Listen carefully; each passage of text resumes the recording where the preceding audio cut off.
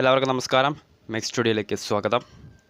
King കോഹ്ലിയുടെ bat ഒന്നുകൂടി ശതകം കുറിച്ചപ്പോൾ ജയ്പൂരിൽ റൺമഴ പെയ്യിച്ച് RCB. Hello guys, welcome to Mex studio. അപ്പോൾ IPL 2024 19ാം മത്സരത്തിൽ ത്രില്ലർ സെഞ്ചുറിയാണ്. ഈ ഒരു സീസണിലെ ആദ്യ സെഞ്ചുറി കിങ് കോഹ്ലിയുടെ ബാറ്റിൽ നിന്ന് തന്നെ. രാജസ്ഥാൻ റോയൽസിനെതിരെ 20 ഓവറിൽ 3 വിക്കറ്റിൽ 183 റൺസാണ് ഇപ്പോൾ RCB പടുത്തുയർത്തിയിട്ടുള്ളത്. കിങ് കോഹ്ലിയുടെ ഒരു വെടിക്കെട്ട് ഇന്നിങ്സ് നമ്മൾ കണ്ടിട്ടുണ്ടായിരുന്നു.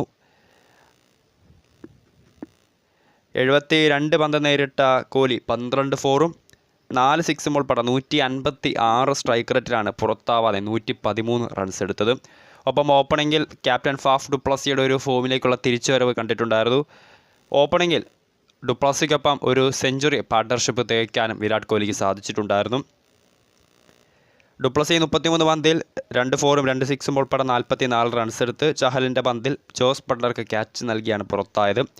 പതിവുപോലെ ഇന്നത്തെ മത്സരത്തിലും ഫോം കണ്ടെത്താതെ വിഷമിച്ച ഗ്ലെൻ മാക്സ്വെലിൻ്റെ മുഖം ഒന്നുകൂടി നമുക്ക് കാണേണ്ടി വന്നിട്ടുണ്ടായിരുന്നു. 3 പന്ത് നേരിട്ട താരം 1 റൺസ് എടുത്താണ് പുറത്തായത്. അരങ്ങേറ്റക്കാരൻ സൗരവ് ചൗഹാൻ 6 പന്തിൽ 9, കാമറൂൺ ഗ്രീൻ പുറത്താവാതെ 6 പന്തിൽ 5 റൺസ് നേടിയിട്ടുണ്ട്.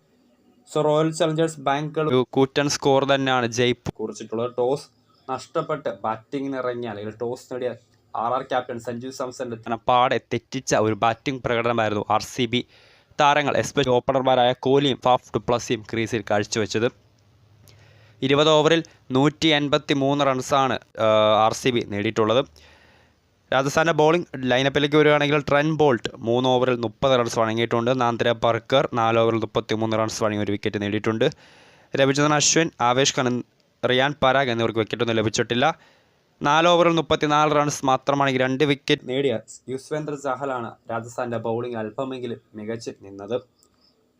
സീസണിലെ 4ാം ലക്ഷ്യമിട്ടിറങ്ങുന്ന രാജസ്ഥാൻ മുൻപിൽ ബാറ്റിംഗ് ദുഷ്കരമായ പിച്ച് 124 റൺസാണ് മുൻപിലേക്കുള്ളത്. വീഡിയോ ഇഷ്ടപ്പെട്ടാൽ ലൈക്ക് ചെയ്യുക, ഷെയർ ചെയ്യുക. കൂടുതൽ വാർത്തകൾക്കായി ചാനൽ സബ്സ്ക്രൈബ്.